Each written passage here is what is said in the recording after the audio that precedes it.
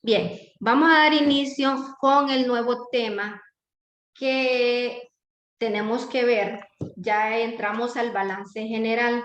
Tiene mucha relación con lo que estábamos haciendo anteriormente de identificación de los grupos y de los subgrupos, pero ya ahora vamos a hacer el estado de situación financiera o balance general. Esto ustedes lo van a encontrar, es importante que lean en su libro.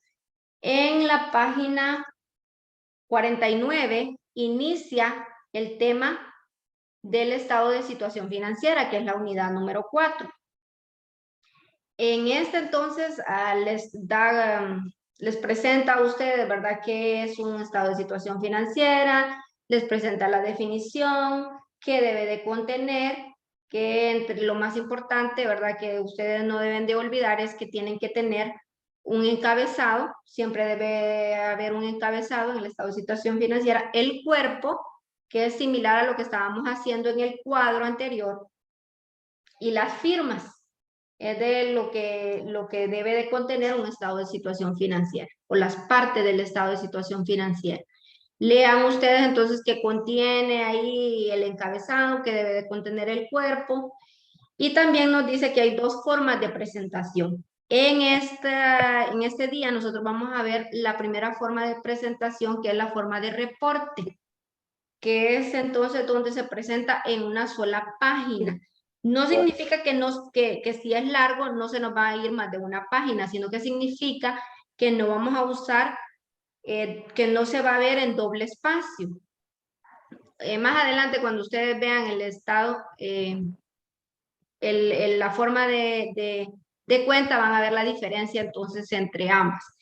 Pues bien, tenemos entonces aquí yo ya tengo un ejercicio similar al que habíamos hecho anteriormente, donde hay que identificar primero los grupos y nos pide que elaboremos el balance general en ambas formas de presentación. Les dije que son dos, ¿verdad? La forma de reporte y la forma de cuenta. Hay dos formas de presentación del balance general. Entonces, aparecen las cuentas, aquí aparecen todas las cuentas y nosotros en primer lugar vamos a identificarlas. Yo ya las tengo identificadas aquí. Por ejemplo, caja y banco aparecen como una sola cuenta. Nosotros sabemos que es de efectivo y equivalentes. Las rentas cobradas por anticipado, ya ustedes saben que pertenece a los valores cobrados por anticipado. Clientes es cuentas por cobrar. Documentos por pagar a 2 años pertenece a cuentas por pagar no corriente. Impuestos sobre venta cobrado es cuentas por pagar. Hipotecas es préstamos no corriente. Deudores varios es cuentas por cobrar. Acreedores varios es cuentas por pagar. Inversiones temporales es efectivo y equivalente. Documentos por pagar, cuentas por pagar. Inventario de mercaderías pertenece ahí.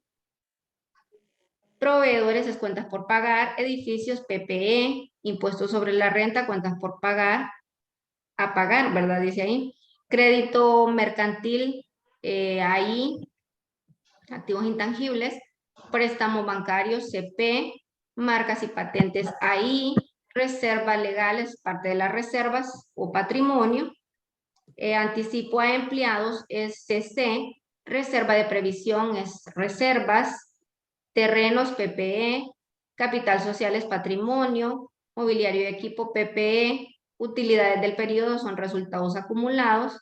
Gastos de instalación pertenece a otros activos. Utilidades acumuladas, resultados acumulados. Seguros pagados por anticipado, PA. Y aparecen estas cuentas del final. Esto es lo importante porque esto no lo habíamos visto en la unidad anterior. Aparecen cuentas que aparecen y que ustedes las van a colocar como CA. ¿Qué significa CA? Complementarias de activo. Eso significa CA, y en su libro, si ustedes ven los ejercicios, más adelante les va a mencionar, ahí por la página 57, me parece, les menciona que existen unas cuentas complementarias del activo, que hay algunos activos que sufren depreciación o que sufren amortización. Eso lo van a ver ustedes en matemáticas, Este tema tiene relación con lo que ustedes van a ver en matemáticas un poquito más adelante. Y lo que significa la depreciación y la amortización significa que el activo va perdiendo su valor. Entonces, por eso se llaman complementarias de activo. ¿Qué cuentas tienen complementarias? Todas las cuentas de propiedad, planta y equipo, a excepción de terrenos, que el terreno no se deprecia, sino que el terreno más bien gana valor. O sea, durante el tiempo, un terreno usted lo compra, por ejemplo, en 10,000 lempiras, y cuando pasa el tiempo, ese terreno, en lugar de perder valor, lo que hace es aumentar su valor. Pero el resto de las cuentas de propiedad, planta y equipo pierden su valor porque por el uso o desgaste que sufren, entonces nosotros vamos viendo que va perdiendo el valor. Por ejemplo, un carro, ahorita si usted lo compra nuevo, le cuesta 1,000,000 de lempiras, 800,000, 500,000, dependiendo del carro que usted compre, ¿verdad? Pero eso vale nuevo.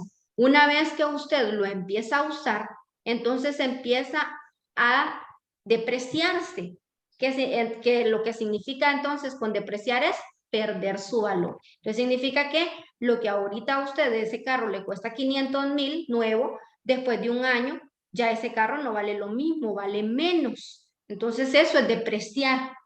Y aparecen estas cuentas entonces aquí, que se llama, todas las cuentas de depreciación son cuentas de propiedad, planta y equipo. Entonces, todas las cuentas de PPE, debe de buscarles si aparece una depreciación acumulada. Aquí vemos que aparece una depreciación acumulada de edificios, aparece una depreciación acumulada de mobiliario, y luego abajo aparece una estimación acumulada para cuentas incobrables. Esta no es para las cuentas de PPE. Esta estimación de cuentas incobrables, o también le llaman amortización para cuentas incobrables, esa se usa para clientes, porque el Estado nos permite que, como hay gente que puede, por una u otra razón, no pagan sus cuentas, algunos porque mueren, entonces definitivamente no hayamos a quién cobrarle y esa cuenta se perdió.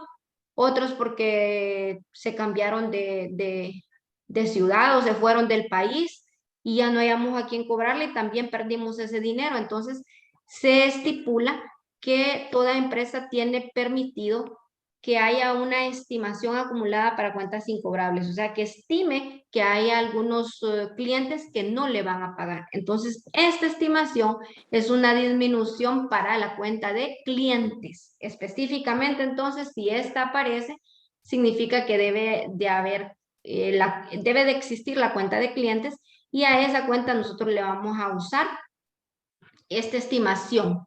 Ya lo vamos a ver ahí entonces cómo aparece. Y la amortización acumulada de gastos de instalación, también entonces hay algunas cuentas que se amortizan. Dentro de ellas pues hablamos de los gastos de organización, gastos de instalación, el crédito mercantil también sufre amortización. También entonces esto lo van a ver más profundamente en matemáticas, y ustedes van a ver entonces que hay cuentas de activos que sufren depreciaciones, hay cuentas de activos que sí sufren amortizaciones, y la cuenta de clientes que sufre estimación o amortización también le llaman. Ok. Voy a comenzar entonces con el ejercicio ya cómo debe de quedar. Okay. Lo primero entonces es que un estado de situación financiera tiene encabezados. Entonces nosotros colocamos el nombre de la empresa, Comercial El Buen Gusto S.A. ¿De dónde saqué eso? Bueno, aquí está, ¿verdad? Nos dice que la empresa se llama Comercial El Buen Gusto S.A. Nos dice que el estado de situación financiera o balance lo vamos a hacer al 31 de diciembre de 2020. Entonces, nosotros sabemos, anteriormente ustedes habían visto, ¿verdad?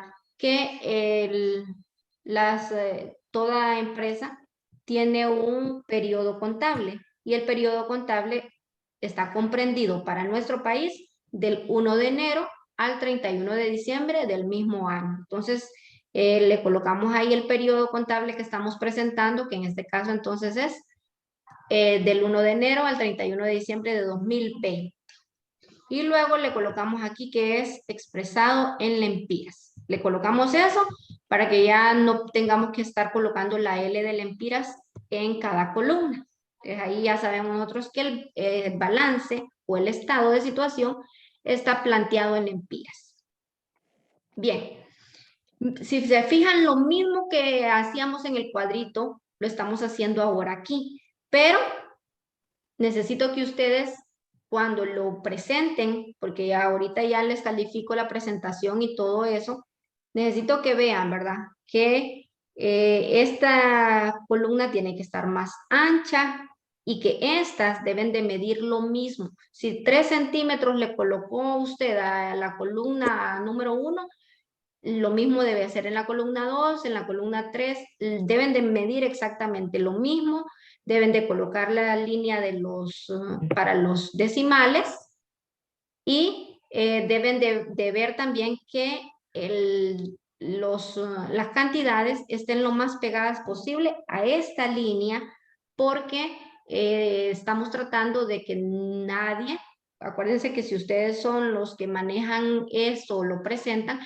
usted está tratando de que no le vayan a adulterar el balance que usted está presentando. Entonces, lo que estamos tratando es que no quede manera de que podamos agregar un 0 o otra cifra aquí y luego también tratando de hacerlo entonces lo más legible posible, que toda la gente que lo vea pueda entender nuestros números y nuestros datos.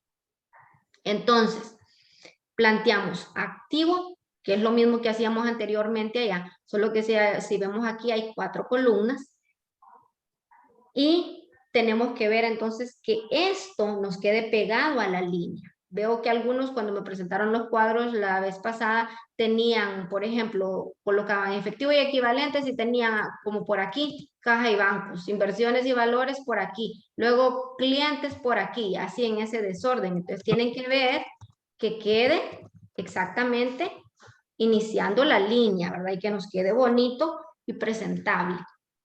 Entonces colocamos activo, luego corriente, luego iniciamos con el efectivo y equivalentes. Buscamos las cuentas de efectivo y equivalente que tenemos, veíamos que solo habían 2, caja y bancos con 232,000 e inversiones temporales con 250,000. Las tomamos de ahí y las colocamos en la segunda columna. Esa entonces es la que vamos a usar para las cuentas de cada subgrupo. Entonces aquí solo tenemos 2. Como no hay más, sumo estas 2 y la paso a la siguiente columna, a la tercera. Ya sumada. Entonces sumé 232,000 más 250,000 y lo coloco en la siguiente columna con su subtotal que es 482,000. Termina entonces con el efectivo y equivalente, paso a las cuentas por cobrar. Esto era lo que yo les explicaba que es diferente a lo que habíamos hecho anteriormente. Aparece clientes y yo busco la cuenta de clientes aquí. Veo que clientes está con 118,000 lempiras. E inmediatamente yo tengo que acordarme, ustedes tienen que recordar inmediatamente de que si existe la cuenta de clientes deben de buscar la estimación de cuentas incobrables o amortización de cuentas incobrables. Donde esté, porque no va a estar en orden, la busco. Aquí entonces la tengo como con 42,000. Entonces, inmediatamente la ubico después de clientes. Coloco clientes con 118,000, estimación acumulada de cuentas incobrables con 42,000. Y siempre, siempre, siempre clientes con la estimación se van a restar, siempre. Y voy a colocar el resultado en la segunda columna. Entonces, 118,000 menos 42,000 es igual a 76,000. Lo coloco a la par, no lo vayan a colocar abajo, sino que exactamente en la misma línea donde está, en esa misma línea coloco los 76,000 lempiras. Siempre van a ir restadas.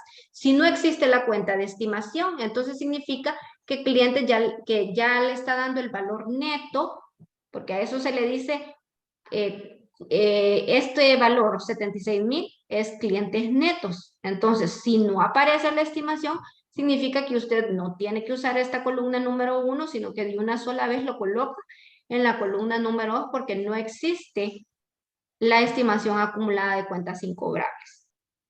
Pero en este caso, como sí existe, lo coloco en la primera columna, lo resto y la diferencia de ambos lo coloco aquí. Luego entonces sigo con las siguientes cuentas. Deudores varios, este no tiene ninguna estimación ni nada, entonces lo coloco en la segunda columna con su valor. Y anticipo de cliente, a empleados, perdón, también lo coloco en la segunda columna con su valor, que solo los estoy tomando de aquí, ¿verdad?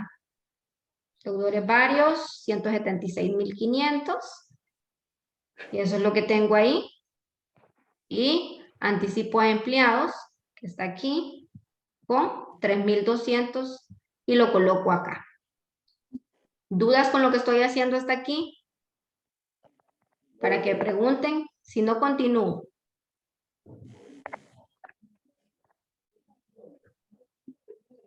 Entonces, ¿tienen alguna duda? ¿No? No, profe. Ok. Si no, entonces si ya no tengo ninguna cuenta por cobrar, hago lo mismo que hice con efectivo y equivalentes, sumo estas tres. Ya esta no tiene nada que ver porque esta ya la resté y ya la coloqué aquí. Entonces, solo voy a tomar los 76,000 más los 176,500 más los 3,200 y eso me da como resultado 255,700. ¿Qué lo paso? A la siguiente columna. Siempre en la misma línea, ¿verdad? O sea, estos 3,200 junto con estos 255,700 tienen que quedar en la misma línea. Me paso a los inventarios. Recuerdo que en inventario solo me aparece una cuenta que es inventario de mercaderías y por lo mismo entonces yo no la coloqué en la segunda porque luego la tendría que pasar a la tercera con el mismo valor. Entonces de una sola vez la coloqué en la tercera con 2,307,900. Igual los pagos anticipados solo tengo uno que es seguros pagados por anticipado con 34,600. Entonces de una sola vez a la tercera columna con ese valor. Solo los estoy tomando de aquí, ¿verdad?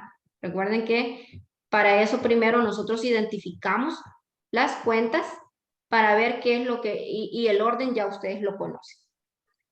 Ok, entonces terminé con el activo corriente. Sumo todo el activo corriente, me dio 3,080,200. Recuerden que lo único que yo tengo que sumar es la tercera columna. 482 más 255,700 más 2,307,900 más 34,600. Me da este valor que tengo acá. Luego ustedes lo pueden confirmar con su calculador y verificar que ese es el resultado. Luego entro a el activo no corriente. Y vean que como no existía ninguna de las anteriores, como inversiones y valores, no estaban los documentos por cobrar a largo plazo, entonces yo no coloqué ninguna de esas cosas, no las coloquen, ni le coloquen el nombre ni nada. Por eso tienen que verificar primero y luego colocar la cuenta que sí, o el subgrupo que sí aparece. En este caso, el primer subgrupo en aparecer es propiedad, planta y equipo. Dentro de esos, entonces les dije que terrenos no le busquen depreciación porque no tiene, por lo tanto, entonces lo coloco en la segunda columna con el valor que me aparece en lo que tengo aquí, en los datos que tengo, en este caso con 950,000. Eso entonces lo coloco acá. Luego, ya puedo ubicar las otras cuentas. Aparece edificios. E inmediatamente de edificios tengo que buscar la cuenta de depreciación acumulada de edificios. Coloco edificios con el valor con el que me aparece aquí. Aquí entonces busco edificios. Ahí está. 2,464,200. Eso es lo que tiene aquí. 2,464,200. pero inmediatamente busco la depreciación acumulada de edificios, que en este caso está con 120,000. Lo coloco, depreciación acumulada de edificios 120,000, y hago lo mismo que hice con los clientes. Voy a restarlos, ambos valores, y lo voy a pasar a la siguiente columna con el valor neto. Entonces, coloco a la par el valor que serían 2.344.200. Una cosa que les tiene que quedar bien clara es que obviamente si yo estoy restando, la depreciación jamás va a tener un valor más alto que el valor del activo, porque lo que está haciendo es depreciándome el activo, pero nunca va a llegar a ser más alto que el valor del activo. Igual entonces mobiliario de equipo, tengo 88,000, pero tiene una depreciación de 15,000, lo resto y lo paso a la siguiente columna como su valor neto con 73,000. Si terminé el grupo de propiedad, planta y equipo, lo sumo y paso el subtotal a la siguiente columna. Luego sigo con los activos intangibles. Tengo dos activos intangibles, marcas y patentes y crédito mercantil. Fíjense bien que yo les había mencionado que crédito mercantil también posee amortización, pero en este caso, en este ejercicio, no había amortización para crédito mercantil, entonces como no hay, no lo tengo que colocar aquí, no tengo que restarlo con nada. Como les decía, si no aparece, significa que ese es su valor neto y únicamente lo coloco, lo sumo con las marcas y patentes y lo paso a la siguiente columna. Luego seguimos con otros activos, que ya es el último. Aquí están los gastos de instalación con el valor de 86,000, pero estos gastos de instalación sí tienen una cuenta, una complementaria de activo que está aquí, amortización acumulado de gastos de instalación, que son 6,000. Entonces, los gastos de instalación que eran, están aquí, gastos de instalación con 86,000 y la amortización con 6,000, los coloco a la par, los resto, lo paso a la siguiente columna. Y como no aparece ninguna otra cuenta, entonces significa que tiene que pasar a la siguiente con el único valor que aparece en otros activos, que son los 80,000. Ahora sí ya puedo sumar el no corriente, porque el corriente ya lo sumé. Entonces sería únicamente 3.367.200 más 668,000 más 80,000, da un valor de 4.115.200. Sumo activo corriente más activo no corriente y el total activo es de 7.195.400. Casi todo lo que habíamos hecho anteriormente, pero ya aquí presentado en la hoja de el estado de situación financiera. Luego paso al pasivo, con lo mismo, teniendo en cuenta que, como les decía, aquellas cuentas que no aparecían anteriormente se llaman complementarias de activo. Significa que en el pasivo nada cambia, es igual a lo que estábamos haciendo anteriormente porque este no tiene cuentas para ser restadas. Entonces, en este caso, colocamos las cuentas, ¿verdad? Cuentas por pagar. Aquí estaba acreedores varios, impuestos sobre ventas cobrados, documentos por pagar, proveedores, préstamos bancarios e impuestos sobre renta por pagar. Todas ellas en la segunda columna se suman, se pasa el subtotal a la siguiente, sumado da 913.800. Luego sigo con el pasivo corriente, tengo valores cobrados por anticipado, tengo uno que son las rentas cobradas por anticipado. Lo coloco de una sola vez en la tercera columna porque no tengo ninguna otra cuenta. Y luego me paso a las no corrientes. Dentro de las no corrientes están cuentas por pagar. En esto tengan cuidado porque no es la misma, ¿verdad? En este caso, las cuentas por pagar que estaban aquí ya están ubicadas. Esta cuenta por pagar es porque me dice específicamente en el ejercicio que es para 2 años. Aquí están los documentos por pagar para 2 años. Por eso, esa no estaba ubicada dentro de las cuentas por pagar del corriente y aparecen aquí dentro de las no corrientes. Están ahí. Igual los préstamos, esta hipoteca por pagar no es la misma que está o que aparece dentro de las cuentas por pagar a corto plazo, porque si me dice específicamente que es para más de un año, entonces yo la voy a colocar dentro de las no corrientes. No puedo duplicar, no puedo colocar la misma cantidad de aquí. Por ejemplo, aquí en documentos por pagar, vean estos documentos por pagar no tiene la misma cantidad que tiene estos documentos, porque son diferentes. Entonces, no es de repetirlos o de duplicarlos o de colocarlos dos veces, sino que es diferente cuenta. Si me dice ahí que hay especificación de que está para más de un año, entonces yo lo coloco dentro de los no corrientes. Bien, sumo el pasivo. En este caso, el pasivo se suma hasta el final, ¿verdad?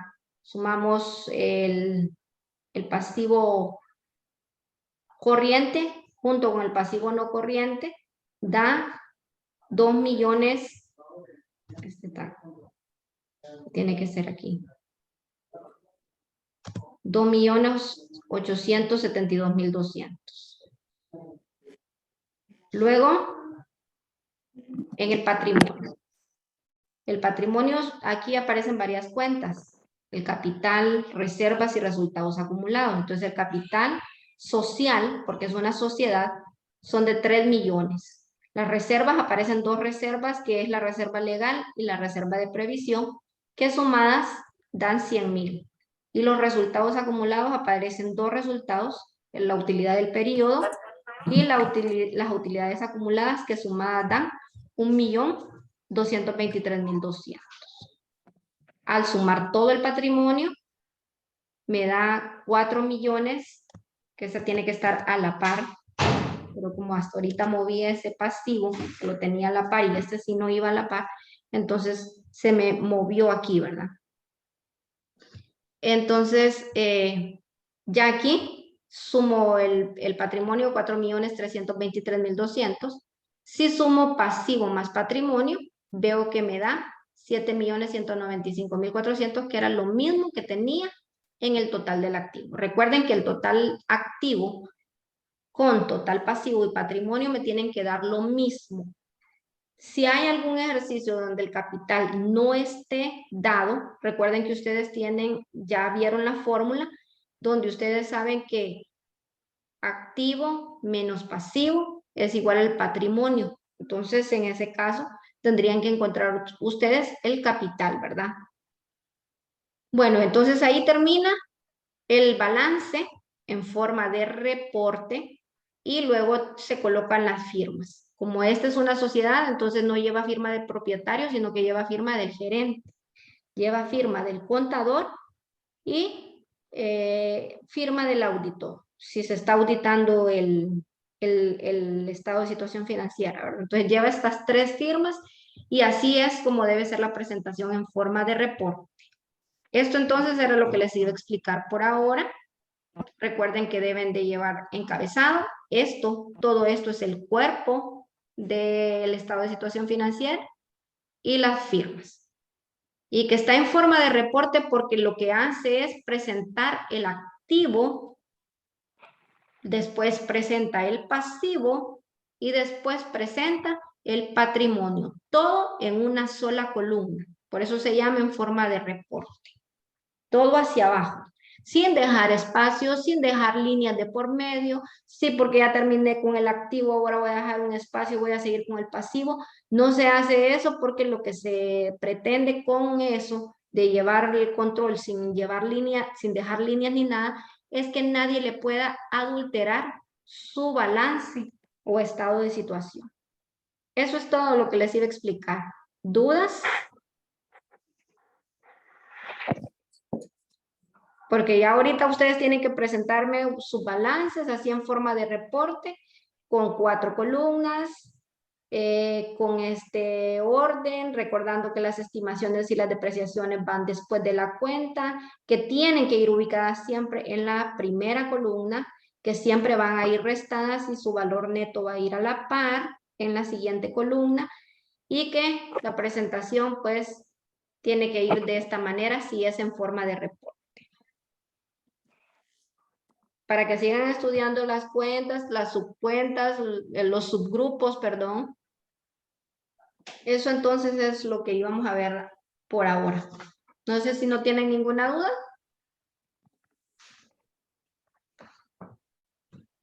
Para la siguiente hora necesito que estudien las páginas que le dije, que lean qué es el encabezado, cuáles son las partes, vean los ejemplos que están en el libro también. Ahí hay ejemplo de forma de reporte y forma de cuenta para que ustedes vean la diferencia.